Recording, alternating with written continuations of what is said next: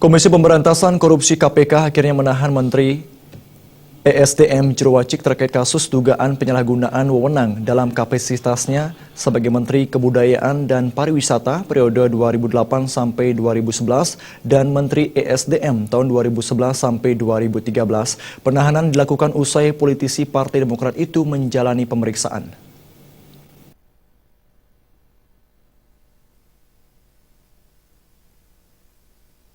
Usai menjalani pemeriksaan sebagai tersangka kasus dugaan penyalahgunaan wewenang selama 9 jam di KPK, akhirnya mantan Menteri SDM Jero Wacik keluar dari gedung KPK.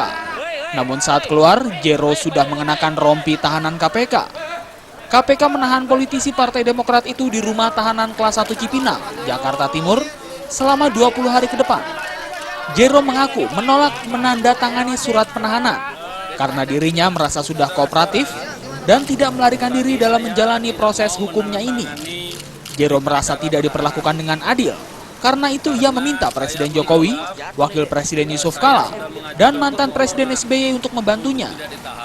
Karena saya menganggap saya sudah mengajukan permohonan untuk tidak ditahan dengan pernyataan tidak akan melarikan diri, akan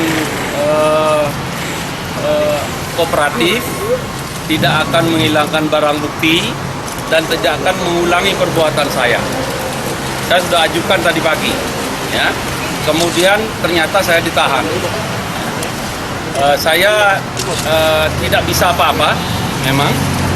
Jadi saya mohon keadilan harus ditegakkan, harus tegak adil, karena ada orang lain yang menyatakan seperti itu tidak ditahan. Diketahui pada Rabu 3 September 2014, KPK menetapkan Jero sebagai tersangka terkait dugaan pemerasan dan penyalahgunaan wewenang. Dia diduga berhasil mengantongi 9,9 miliar rupiah. Uang tersebut dikumpulkan sejak Jero menjabat sebagai Menteri SDM dalam kurun waktu 2011-2012.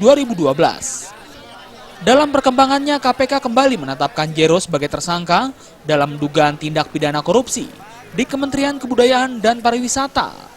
Jero selaku menteri diduga memperkaya diri sendiri atau orang lain atau penyalahgunaan wewenang terkait anggaran di Kemenbudpar sehingga diduga merugikan negara hingga 7 miliar rupiah.